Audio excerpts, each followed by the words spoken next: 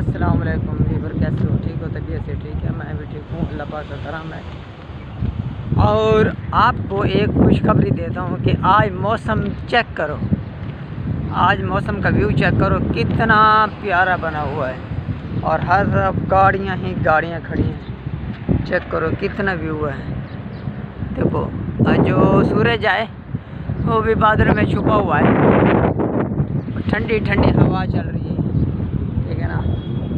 तो ऐसा लगता है कि आज सीरियस बात है, अपना अपने मुल्क में पाकिस्तान में होता। और मज़े की एक बात और बताऊं कि मैं सुबह को उठा इंशाल्लाह तो मच्छी बनाई है, और मच्छी ऐसी बनाई है कि वीआईपी, लेकिन मुझे वीडियो बनाने का मौका नहीं मिला तो मज़ा आ गया खाने में।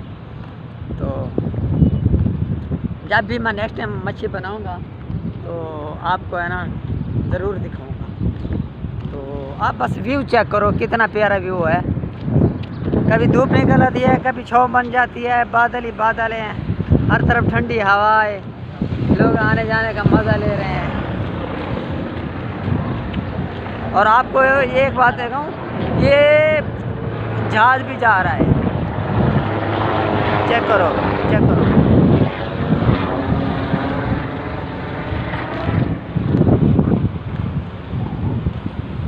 पाकिस्तान में ये ऐसा माहौल पाकिस्तान में आम मिलता है।